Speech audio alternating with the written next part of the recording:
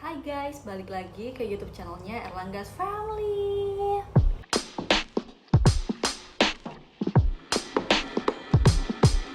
Ya, jadi konten kali ini agak sedikit berbeda ya. Jadi kali ini aku mau membahas seputar konten kreator. Jadi mungkin ini bisa menjadi inspirasi atau jadi informasi buat kalian yang pengen juga jadi konten kreator. Aku bakal kayak kasih tips-tips gitu loh. Oke, semoga bermanfaat ya. Jadi tips yang pertama menurut aku buat kalian yang pengen jadi konten kreator, kalian mesti tentuin terlebih dahulu target kalian.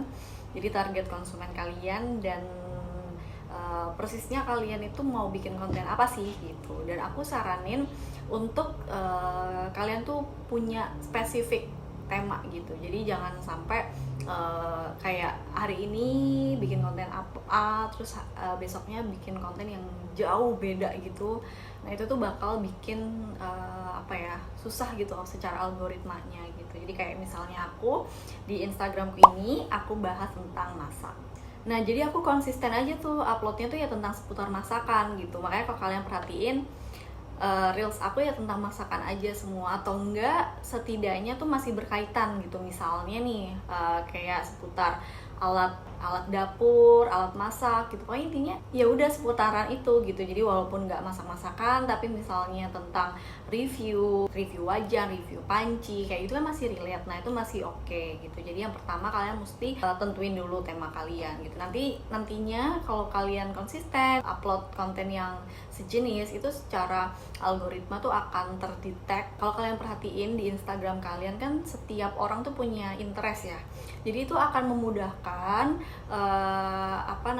netizen lah katakanlah yang punya interest yang sama untuk dapat menjangkau akun kamu. Nah lalu tips yang kedua, kalian juga mesti konsisten. Itu tuh bener-bener kayaknya nggak di dunia konten creator aja ya, itu kayaknya di dunia manapun kita emang harus konsisten. Mungkin awal-awal aku dulu juga nggak langsung viewsnya sebanyak ini gitu. Aku ngerasain dulu kayak viewsnya tuh di bawah 1000 terus 1000 kayak gitu, tapi ya udah konsisten aja gitu. Jadi aku sebenarnya karena aku pun juga pekerja kantoran ya, jadi aku nggak pure content creator, jadinya aku tuh pun kayak agak nothing tulus gitu loh. Jadi nggak yang kayak ini pekerjaan utama gitu, enggak. Makanya aku agak nothing tulus, yang penting aku konsisten gitu ya, yang penting ada manfaat yang bisa diambil gitu. Jadi nggak terlalu mikirin jadiin beban gitu loh. Jadinya aku konsisten aja dan akhirnya bisa di tahap kayak gini.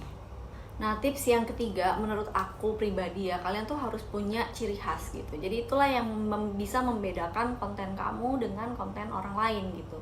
Makanya jangan sampai kalian misalnya nih banyak ya yang asal ngambil kayak gitu. Nah itu tuh udah deh, menurut aku tuh nggak berkah gitu. Jadi kalau bisa ya kita bikin original kita sendiri, terus jangan lupa dikasih watermark. Terus ya udah kita harus pikirin kira-kira apa ya yang bikin unik gitu dari konten kita gitu. Itu yang bisa bikin orang itu walaupun tanpa melihat username-nya, dia tuh bisa nebak, oh ini pasti si A nih gitu, karena dia punya ciri khasnya gitu. Nah itu tuh yang bisa bikin makin engagement orang tuh makin meningkat gitu atas akun kamu. Terus ini tips berikutnya, ini kalau aku pribadi ya, mungkin orang bisa berbeda pendapat dari aku, tapi kalau di aku pribadi, aku juga tipsnya tuh lebih ke jadilah seorisinil mungkin gitu. Jangan terlalu dibuat-buat, terus reviewnya bisa terlalu dilebih-lebihkan atau kayak gimana. Ya udah apa adanya aja gitu, karena orang itu ini menurut pendapat aku yang sebagai aku pengamat juga ya, aku kan juga mengamati konten-konten lain gitu ya. Aku juga sebagai netizen lah katakanlah. Sebagai aku kalau memposisikan diri sebagai netizen, aku tuh kalau ngelihat konten yang ini mah kelihatan endorse banget, atau ini kelihatan ini banget, bokis banget. Nah itu tuh kayak langsung males gitu loh. Makanya jadinya kalau bisa ya kita bikin seoriginal mungkin gitu, supaya orang juga makin seneng gitu sama konten kita. Makanya aku sendiri itu nggak semua aku terima gitu ya tawaran kerja sama, karena di sisi lain aku memang punya kesibukan lain, tapi di sisi lain juga kayak menurut aku karena kita sebagai konten kreator, jadi kan udah ada orang yang notice gitu kan. Jangan sampai nih trust itu hilang gitu loh. Jadi kalau misalnya nih kayak kita nge-review terus gak jujur, terus ya udah yang penting karena kita dibayar atau karena kita dikasih produknya terus kita melebih-lebihkan rasanya atau gimana, terus ternyata ada netizen yang beli produk itu terus kecewa gitu. Nah, menurut aku trust itu dibangun jauh lebih penting dibanding uang atau kerjasama yang kita jalin sama sebuah brand gitu. Jadi kalau menurut aku trust itu penting sih, makanya kenapa aku tuh nggak semua brand aku terima, jadi aku seleksi dulu apakah sesuai sama aku. Nah kadang-kadang kan misalnya ada pertanyaan, emang bisa, gimana caranya kalau misalnya ada kerjasama yang ya udah dikirimin gitu ya, terus mau memastikan kualitasnya caranya gimana misalnya gitu. Nah aku tuh biasanya siasati dengan misalnya nih dikiriminnya 5 produk misalnya. Nah yang aku upload itu yang menurut aku enak, yang menurut aku bisa diterima sama anak aku, sama keluarga aku gitu. Jadi nggak yang ya udah yang penting dibayar nih, terus ya udah ini enak banget semua gitu. Enggak sih, biasanya aku kayak yang enak ya aku bilang enak, yang itu yang aku upload gitu. Kalaupun misalnya yang nggak enak, biasanya aku nggak upload kayak gitu. Jadi pokoknya intinya se-natural mungkin lah, nggak usah yang terlalu dibuat-buat gitu. Oke, terus tips berikutnya kita juga bisa tuh memanfaatkan fitur-fitur yang ada di platform itu. Misalnya contohnya kayak Instagram, dia kan punya ads ya, ada ads. Nah kalian bisa tuh boost konten kalian dengan ads gitu. Itu menurut aku sangat membantu banget. Jadi dari segi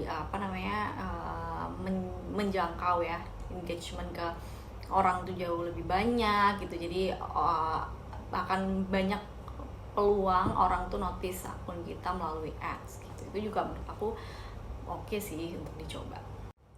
Nah dan yang terakhir tentunya tips berikutnya adalah terus fokus ke konten kalian, upgrade konten kalian gitu. Jadi kayak misal aku dulu ya awalnya mungkin aku pakai device yang jauh lebih rendah, terus aku upgrade lebih tinggi, terus secara editing, secara voice over itu juga aku belajar terus gitu, gimana caranya biar suaranya enak didengar, terus bisa lebih lancar, terus pencahayaannya juga diatur sedemikian rupa, kontras warna dan sebagainya macamnya gitu. Terus cara editing itu juga penting banget gitu, yang mungkin kalau misalnya ada yang request aku bakal bahas di konten berikutnya kalau ada yang mau tahu ya. Tapi kalau enggak ya udah.